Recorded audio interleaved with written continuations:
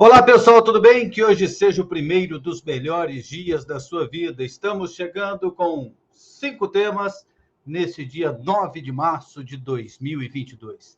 Se inscreva no canal, ative as notificações, participe nos comentários, dê um like aí pra gente. Também estou no Twitter, no Instagram, @André Isaac. Tem também os links das minhas redes sociais na descrição desse vídeo aqui no YouTube. Pois é. Esse dia 9 de março de 2022 marca o aniversário do estádio Serra Dourada. Completa 47 anos. Esse cartão postal do estado de Goiás, que foi durante muito tempo o principal palco esportivo do Centro-Oeste brasileiro. Hoje, o principal é o estádio Mané Garrincha, em Brasília, o estádio de Copa do Mundo. E é esse, justamente, assim, um divisor de águas para o Serra Dourada, que passou a ser um estádio considerado ultrapassado depois que surgiram várias arenas no futebol brasileiro, porque era considerado um estádio moderno até 2013, 2014. E as pessoas no estado de Goiás, no geral, classe política, torcedores e até boa parte da imprensa, não se importou de ter o estado de Goiás como uma das sedes da Copa do Mundo de 2014. Faltou o envolvimento, principalmente da classe política. Eu me lembro que, na época, o governador do estado era o Alcides Rodrigues. Ele estava brigado com o Marconi Perillo, que era senador, e não era aliado político do prefeito de Goiânia, Iris Rezende. Então, estava cada um para um lado. Eles poderiam ter se unido e ter lutado para que Goiânia fosse uma das sedes. E estava muito bem encaminhado. Eu me lembro quando foi anunciado que o Brasil seria a sede da Copa do Mundo de 2014, isso por volta de 2006, 2007, o presidente da CBF, Ricardo Teixeira, na época o presidente da federação era Wilson da Silveira, ele esteve em Goiânia e chegou a adiantar, falou, Goiânia vai ser uma das sedes da Copa do Mundo de 2014. E na época, o nosso estado tinha tudo encaminhado para isso. O que aconteceu é que fomos superados por Cuiabá. Na época, o governador do Mato Grosso, Blairo Maggi, se esforçou muito mais do que a classe política aqui. Eu me lembro de Cuiabá ter pôsteres, ou melhor, ter outdoors, painéis na cidade inteira, abaixo-assinado, envolvimento da cidade, envolvimento da população, da classe política, para que Cuiabá fosse uma das sedes. E aí eles ganharam lá a Arena Pantanal. E nós ficamos aqui com o estádio Serra Dourada ultrapassado e também com problemas de gestão, com problemas de manutenção no decorrer dos anos. E acontece que agora o estádio completa 47 anos e há 2 anos e 3 meses que a bola não rola lá no estádio. Estava interditado. Eu digo estava, e é esse o nosso primeiro assunto, que o estádio Serra Dourada está liberado para jogos do Goianão e também do Campeonato Brasileiro da Série B. Por que Goianão e Série B? E até Copa do Brasil, isso também a gente pode incluir nisso aí. No comunicado lá do Serra Dourada não está a Copa do Brasil, mas a Copa do Brasil vale, porque ela aceita a iluminação que tem hoje no estádio Serra Dourada. Para iluminação da Série A, é exigida uma iluminação LED de uma certa capacidade. E a iluminação do estádio Serra Dourada não está adequada. Portanto, está liberado para jogos do Goianão e da Série B. E aí, aconteceram reformas? Não, muito pouco. Reformas superficiais. No máximo, uma gradezinha num parapeito, uma mão de tinta ali, um ajuste numa fiação elétrica ali e acolá, e alguma coisa nesse sentido. No mais, as reformas mais profundas, elas não aconteceram, até pela própria burocracia do poder público. Já foram tentadas 2 licitações para contratar uma empresa para reformar os 36 banheiros do estádio e não deu certo até agora, segundo informações da assessoria do Serra Dourada, porque as empresas não apresentaram a documentação adequada. E aí vão tentar uma terceira licitação. Então, o estádio fica à disposição mesmo com os banheiros não estando em condições. E a iluminação? Segundo informações da secretaria, o dinheiro está na conta, está disponível, mas essa é uma demanda da Goinfra, que é a antiga AGETOP. Então, é a Goinfra que tem que fazer essa licitação para comprar uma nova iluminação e instalar essa iluminação. Segundo a administração, já conversaram com Goiás, com Vila Nova, com Atlético, e avisaram que o estádio está à disposição. O importante é isso, é o estádio ficar à disposição. E que essas obras, essas reformas que são emergenciais, essas reformas que o Ministério Público está liberando agora e pode vir a cobrar mais tarde, que elas sejam feitas, que elas não sejam esquecidas e que não haja uma acomodação nesse sentido. Iria ficar muito feio para o governo do estado terminar o mandato sem uma liberação do estádio. Teve jogo nesse mandato, que foi em 2019, mas porque o Goiás colocou a mão no bolso e fez algumas reformas lá no estádio. Se não fosse 2019, nós estaríamos há 3 anos e tanto sem jogos no estádio Serra Dourada. Pois é, então que essas reformas sejam feitas, que o estádio seja melhorado e que ele fique à disposição.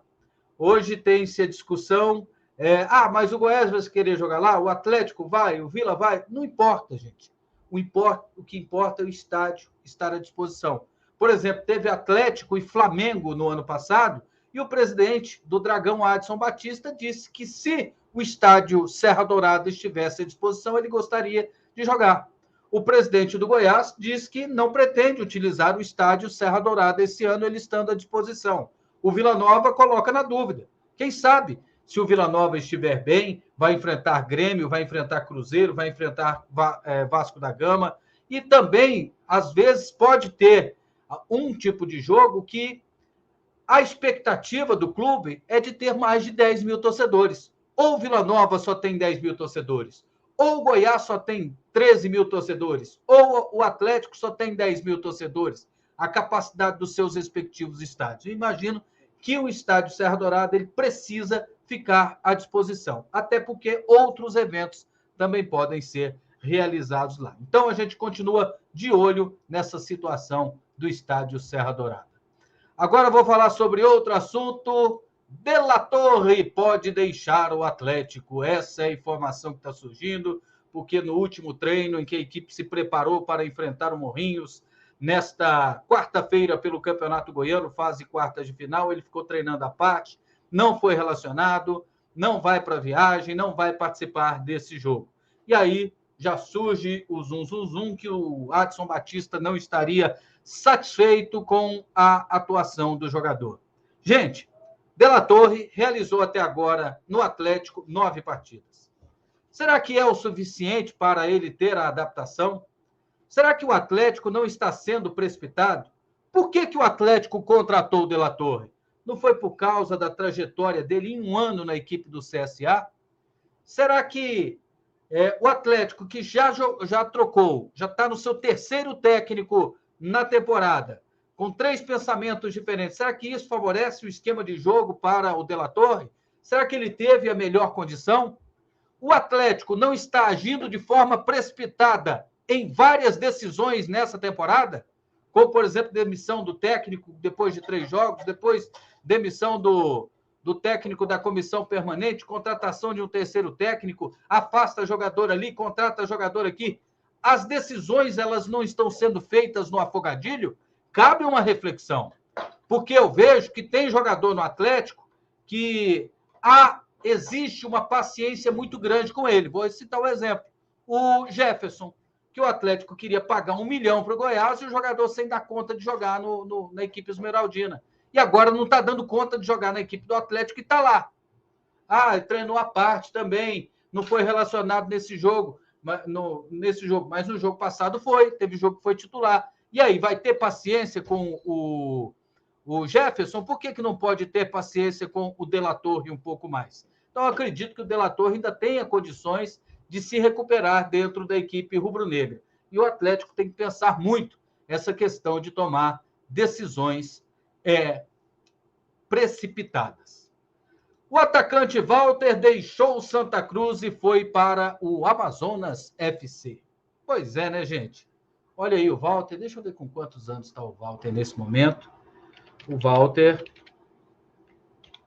que tem o dom dado por Deus, né, de jogar futebol. Está com 32 anos de idade.